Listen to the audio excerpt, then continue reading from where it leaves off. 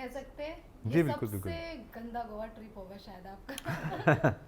नहीं यार, मेरे इससे एक दो और बुरे हुए, मतलब जहाँ एक्सीडेंट एक्सीडेंट हो जाए तो वो थोड़े बुरे हो जाते हैं, बट ये फाइनली जितना जॉय लेकर आया उतना कोई गोवा ट्रिप यस। लेकर नहीं आया मेरे लिए. This has been the most joyous and celebratory time that I have had for a long long time.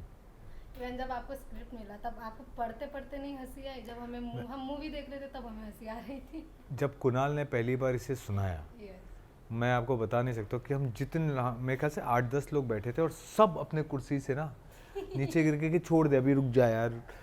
और कुणाल कर कर के वो तो परफॉर्म है कर ही। So he was so good at it. And I felt कि यार इसे इतने अच्छे से आता है ना ये करना कि ये हमें हंसा रहा है. Is just giving a performance, a very good performance. तो मतलब स्क्रिप्ट पढ़ते हैं, स्क्रिप्ट पढ़ने के बाद भी वैसी हंसी आ रही थी यार. I would like he, you I would read it and like ये कैसे, एंड तब मुझे लगा कि यार there is really something that one should not let go of, and jumped on it, and thankfully it's now here and people are enjoying, celebrating it. Even ऐसा नहीं लग रहा है जब बहुत टाइम पहले जब हेरा फेरी ये सब बना था Hmm. उससे काफी कुछ रिलेट किया है? मतलब वैसा जो कॉमेडी था इसमें भी कुछ कुछ वैसा ही कॉमेडी दिख रहा था। इवन जब हम लोग एक एक लाइन भी सुन रहे थे या फिर एक सीन भी देखे तो वो हंसी आ रही थी। Yeah, yeah. तो आप जब ऐसे शूट कर रहे थे या फिर आप भी देखे ही होंगे हेरा फेरी, तो आपको ऐसा नहीं लगा थोड़ा बहुत? यार ऐसी मुझे मूवी काफी दिन बाद आई है। जो व्हेन यू से दैट, तो मुझे जो समझ में आता है वो ये है कि there is a certain amount of situational comedy, there is a certain amount of slapstick to it, there is also amazing dialogues to it. आप जो एलिमेंट्स कॉमेडी में चाहते हो सारे एलिमेंट्स, और वो काफ़ी अच्छे मिश्रण के साथ बैठ गए इस फिल्म में, which is why kudos to Kunal Khemu कि वो ये कर पाए. And just the reference to Hera Fairy is so, yeah, I mean, what else can I want? It's one of the best comedies in last decade or two. Yes. और actually जो reviews आए हैं, जो लोगों का प्यार मिला, उसमें वही peak Shetty, peak Dhawan kind of comedy. It feels amazing to be part of a film like that. Even अगर आपकी कैरेक्टर की बात करें तो इसके प्रीवियसली आपने जो भी काम किया है कैरेक्टर वाइज काफ़ी अलग है आपका. जी. क्योंकि लैला मजनू की बात करें या फिर बॉम्बे मेरी जान, जी. काफ़ी अलग है, लेकिन ये काफ़ी अलग है. जी. तो कैरेक्टर के बारे में क्या कहेंगे? आई एम ग्लैड आपको लगता है कि मैं अलग अलग किरदार काम करता हूँ. सो थैंकफुली ये मौका मुझे इंडस्ट्री दे रही है, और इस बात से मेरी खुशनसीबी है कि एज एन एक्टर मुझे अपनी वर्सेटिलिटी दिखाने का मौका मिल रहा है. कॉमेडी वॉज वन जॉनर जो छूटा हुआ था, क्योंकि मैं गैंगस्टर कर ही चुका था, इंटेंस लव स्टोरी कर ही चुका था, फैंटेसी कर ही चुका था. कॉमेडी रह गया था और वो भी मिल गया करने के लिए, और मेरे लिए काफ़ी एक्साइटिंग हुआ, क्योंकि एक जो भी पार्ट्स मैं कर रहा था वो सब थोड़े एक इंटेंस स्पेस में थे. They had a lot of intensity in their own life. Ayush was a much lighter part as far as compare to the other characters. तो मेरे लिए थोड़ा ज़्यादा लिबरेटिंग था, मेरे लिए थोड़ा ज़्यादा फ्री था. I was not so tensed. I don't have to do any physical transformation for it. तो उस तरह से लेस टैक्सिंग था, इसलिए ज़्यादा मज़ा कर पाया मैं. और जितनी मज़े हमने किए हैं फिल्म करते वक्त, वही ट्रांसलेट हो रहा है ऑडियंस के लिए. उससे अच्छी बात क्या हो सकती है कि आपने काम करते हो कितने मज़े किए, और जब वो आई तो लोगों को भी इतना मज़ा आया, और देखकर अब आपको वापस मज़ा आ रहा है. तो it's only been a giving film जिसने सिर्फ दिया है. इवन अगर फ्रेंडशिप की बात करें, इसमें फ्रेंडशिप को मेन रखा है आप जी. लोगों ने, कि जो कि बचपन के फ्रेंड्स रहते हैं, गोवा जाने की प्लानिंग बचपन से करते हैं, जी. फाइनली बड़े होने के बाद वो कंप्लीट होता जी. है. तो आपका कोई ऐसे मेमोरीज है फ्रेंडशिप में जो अभी भी आपको याद है, या फिर ऐसा कोई ट्रिप जो अभी भी आपका छूटा हुआ है? ट्रिप्स तो हम 4 दोस्त हैं जो 91 से फ्रेंड्स हैं. बहुत पुरानी दोस्ती है हमारी. बट हाँ, तो हम हर साल कहीं ना कहीं बाहर जाते हैं. लेकिन कई समय से मैं चाहता हूँ कि हम पहाड़ों पर जाएं, क्योंकि मुझे पहाड़ बहुत पसंद है. लेकिन मेरे 2 दोस्त हैं, वो 50 मीटर से ज़्यादा चल नहीं सकते. ठीक है. उनका, मैं कसम से कह रहा हूँ कि अब मैं दोस्ती छोड़ दूँगा उन लोगों से अगर वो मेरे साथ पहाड़ पे नहीं चले. वरना उन लोगों को अब मैं ट्रेन करूँगा और ट्रेन करवा के फिर ले जाऊँगा. तो या वही दोस्त हैं मेरे. Unfortunately very sad about it. मुझे बार बार ये भी लगता है, और मैं हर जगह कहता भी रहता हूँ, अगर मैं बर्बाद हुआ तो उसके लिए मेरे दोस्त ही जिम्मेदार होंगे. तो मुझे कोई ब्लेम ना करे. इसके बाद से मैं कह दे रहा हूँ, अगर मैं कुछ भी आपको अच्छा ना लगे मेरे बारे में, please blame my friends for it. Thank you. Even जो आप ये 2 दोस्त की बात करें, वो जो 2 दोस्त की क्वालिटी आप बोल रहे हैं, 50 किलोमीटर भी नहीं चल सकते, 50 मीटर भी, हाँ. 5 मीटर. इवन वो आप फिल्म में प्ले कर रहे हो शायद. नहीं, मैं तो चल लेता हूँ, ऐसा नहीं. जिनको जाना है एरोप्लेन से, लेकिन जा रहे मडगांव मड एक्सप्रेस से। हाँ, वह अनफॉर्चुनेटली हमारे यहाँ ये ज़रूर हो जाता है कि हम लोग चलने के लिए तैयार हो जाते हैं, वो चलना नहीं चाहते। कौन चलेगा यार, क्यों चल रहे हैं यार, तो गाय करें क्या, बैठे रहें एक जगह पे। मैं अपने दोस्तों की भड़ास नहीं निकलना चाहता इस इंटरव्यू में, बट हाँ, बट इट इज़ छोड़ नहीं रहे, पीछा नहीं छोड़ रहे मेरा। मैं पीछा छुड़ाना चाह रहा हूँ, इतने साल हो गए, 30 साल के ऊपर हो गए, लेकिन छोड़ते नहीं। हर दिन चारों के चारों वीडियो कॉल पर मिलेंगे, और ये समय मुझे लड़कियों के साथ समय बिताने का, लेकिन मैं अपने दोस्तों के, वही गवार दोस्त मेरे, उनके साथ समय बिता रहा हूँ। इवन उसमें एक नौरा फतेही का, जब वो नौरा फतेही आपके बाजू में बैठी रहती है, आगे वाला आपकी लगा देता है निशा का नाम लेकर, ऐसे कभी रियल लाइफ में? यही मैं कहना चाह रहा हूँ। मेरा दोस्त, उसे आकर किसी लड़की ने बताया कि शी लव्स मी, वो आकर मुझसे क्या कर रहा, मैं तेरे लिए कुर्बानी दे रहा हूँ मेरे भाई। मैं तेरे को पूछती भी नहीं, तेरे को जानती भी नहीं, लेकिन he will create an emotional drama कि भाई मैं तेरे लिए कितनी बड़ी कुर्बानी दे रहा हूँ। कोई बात नहीं दोस्त, दोस्ती के नाम पे तो सबके दोस्त ऐसे होते हैं यार। Tragedy of my life. Even अगर हम एक मोमेंट रहता है जो मूवी का सबसे बेस्ट मोमेंट्स, मुझे तो सबसे ज़्यादा अच्छा और फनी लगा था नौरा फतेही वाले, जब आप उनको उठा वो जब आपको वो जब आपको बोला गया ऐसे करना, तब आपका क्या रिएक्शन था और नौरा जी का क्या रिएक्शन था? मतलब कि तुम ये कहना चाह रहे हो कि नौरा फतेही किसी को किस करने आ रही है, वो आदमी उठाकर फेंक दे रहा है, ऐसा होता है क्या?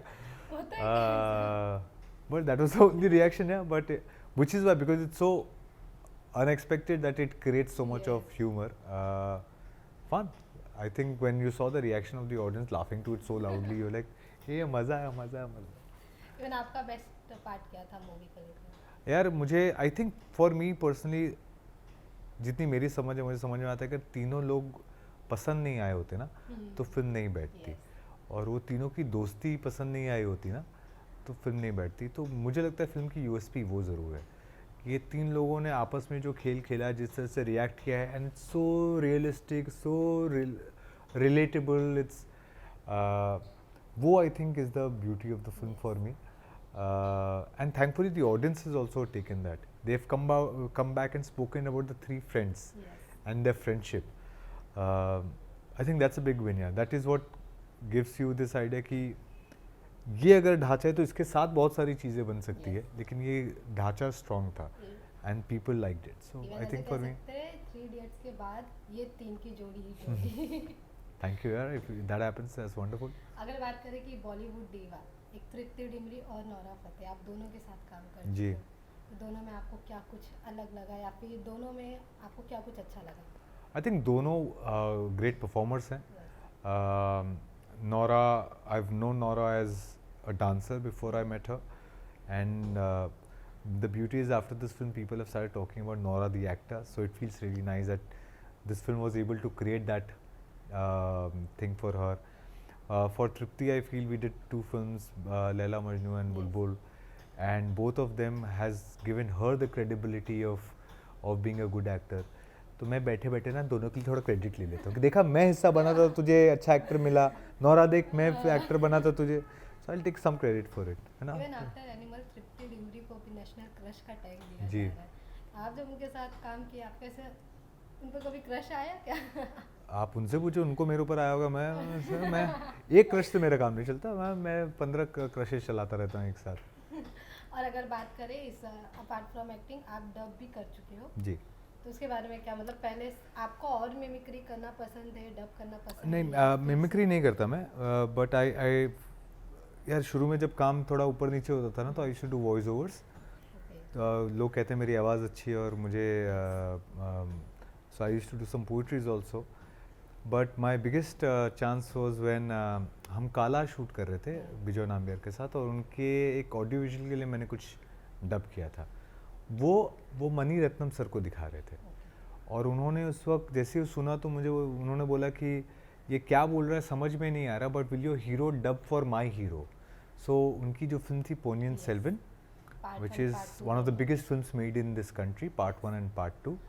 I dubbed for Ponniyin Selvan, the main guy of the film, and I felt very happy यार कि वो जानते भी नहीं थे सिर्फ मेरी आवाज़ सुनी, मेरा काम देखकर मुझे कॉल किया, मणिरत्नम सर ने मेरे ये नाइस ज़्यादा अच्छा प्राउड फील होता है ऑफ जब कोर्स कि मैंने कुछ मतलब रेफरेंस से नहीं हो रहा आज हमारा तक काम ऊपर वाले की देखकर। अभी तक ज़रूरत नहीं पड़ी, काम की वजह से ही काम मिल रहा है ना। आई होप उसमें जो एक प्राइड है ना, उसमें जो एक फुलफिलमेंट है कि आप अपने टर्म्स पे, सिर्फ अपने बल पे, अपने काम के बल पे, बिना किसी और चीज़ के आप उस जगह पहुंचते हो, उसका प्राइड कोई ले ही नहीं सकता। इवन अगर अभी मैं आपको किसी का आवाज़ डब करने को बोलूँ, किसमें? किसी एक्टर का आवाज़ डब करने को बोलूँ, यार मैं किसी एक्टर का आवाज़ तो नहीं डब करना चाहूँगा, मैं किसी फिल्म मेकर के फिल्म के लिए डब करना ओके चाहूँगा। ओके। आई हैव बाकी सारे लोग अपनी आवाज़ से डब कर ही सकते हैं।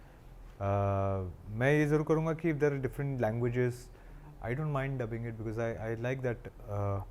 Personally I would want to do audio books. I think deep down I would want to do poetries if I can, if there was an audience for Hindi poetry, and I would want to do stuff like that क्योंकि वो मेरे पसंदीदा चीज़ हैं। मुझे लगता है धीरे धीरे लोग पढ़ना कम करते जा रहे हैं, तो इसकी ऑडियंस नहीं है, तो मैं बहुत ज़्यादा मोनेटाइज नहीं कर सकता इसको।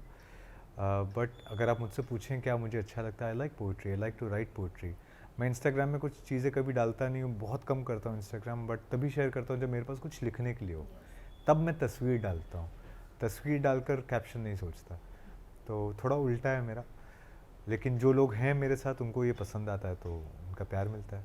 अब इसके बाद अविनाश तिवारी कौन सा कैरेक्टर करना चाहेंगे? अभी फ़िलहाल जो एक कैरेक्टर कर रहा हूँ, it's about it's a film called Mehta boys, बाप बेटे की कहानी है, and it's about this very vulnerable young boy who is, it's a journey of him becoming a man, a boy to a man. Briefly मैं यही बता सकता हूँ। I am sure when you see it you, I think it will touch your heart. ज़रूर देखिएगा। Even हर एक actor का, artist का सपना होता है कि एटलीस्ट इसके साथ मुझे काम करना है, मतलब किसी का रहता है, ड्रीम रहता है, तो आपका कोई ऐसा है? यार मेरे सारे सपने पूरे होते जा रहे हैं, मैं क्या करूँ? Yes, मतलब धीरे कितनी धीरे। जल्दी जल्दी बनाते जाऊँ। मतलब मैं अमिताभ सर के साथ काम करना चाहता था, बच्चन सर के साथ, I got a chance to do that. मैं इम्तियाज़ सर के साथ काम करना चाहता था, उनके साथ काम करना मिल गया। मैं अनुराग सर के साथ काम करना चाहता था, उनके साथ मिल गया। मैं करण जौहर के साथ काम करना चाहता था, मुझे उनके साथ मिल गया। मैं नीरज सर के साथ काम करना चाहता था। मतलब इट्स सो अब मुझे थोड़ा अलग सोचना चाहिए, मुझे ऐसा लगता है। अलग में कैसा? मतलब जैसे कि अब मैं ये चाहता हूँ कि मेरे साथ कौन काम करना चाहता है, मैं उस तरह से चाहता हूँ कि लोग सोचे कि अरे I want to work, the director से that I want to work with Avinash. तो मुझे उस लाइकेत का बनना है जहाँ पे जो बड़े बड़े डायरेक्टर्स हैं वो कहें कि मेरी फर्स्ट चॉइस अविनाश तिवारी है। If I am able to do that. Even OTT के बाद थिएटर में जब मूवी रिलीज हुआ तो आपका क्या रिएक्शन था? मतलब ये Mazda, काफी it's been a while I came into the theaters. The first time I came in theaters was in 2017, then 2018, 2018 with Laila Majnu, and this is after 6 years. ये बीच में 2 साल कोविड भी आ गए. So just coming back makes you feel so much happier.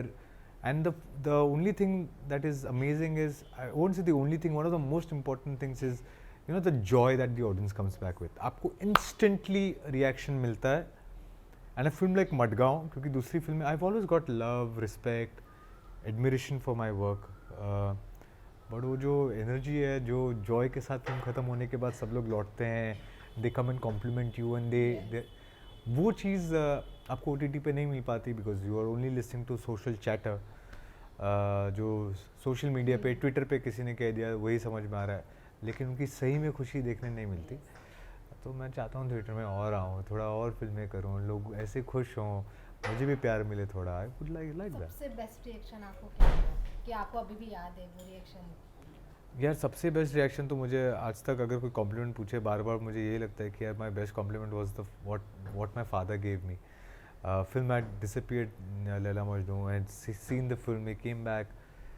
मैं थोड़ा ऐसा down था, I was on bed at that point of time, and he came and said कि आगे क्या होगा पता नहीं, लेकिन फिल्म देख के ये तो कह सकता हूँ कि मेरा बेटा नकारा नहीं है। And I think most man will, was best. Yeah I mean if your father और योर पेरेंट्स टेल यू कि तू बहुत अच्छा इंसान है, I don't need any other validation, you no.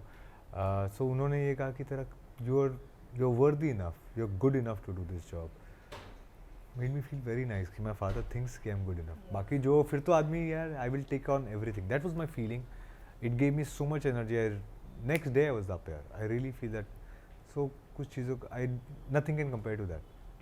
और आगे क्या कुछ आपके प्रोजेक्ट्स आने वाले हैं, और कह सकते हैं मडगांव एक्सप्रेस 2 भी शायद आ सके? इसका ऐलान तो मैं नहीं करूँगा, Yes. बट हाँ इंटेंशन में ज़रूर है कि मडगांव की एक सीक्वल आए। अगला जो मेरा काम देखने मिलेगा आपको है वो है मेहता बॉयज़, वो अमेज़ॉन प्राइम पे आएगी क्योंकि वो अनाउंस हो चुकी है, तो उसका जिक्र मैं कर सकता हूँ। बमन ईरानी सर ने डायरेक्ट की है, लिखी है इसको एलेक्स ने, जो कि बर्डमैन एक अंग्रेज़ी फिल्म है हॉलीवुड की जिसको ऑस्कर अवार्ड मिला हुआ है, उसके राइटर हैं, उन्होंने ये स्क्रिप्ट लिखी है। तो मेरे लिए एक बहुत बड़ा मौका है, बहुत बड़ी अपॉर्चुनिटी है, और मुझे लगता है कि ऐसी फिल्में जो सबके दिलों को छुएगी।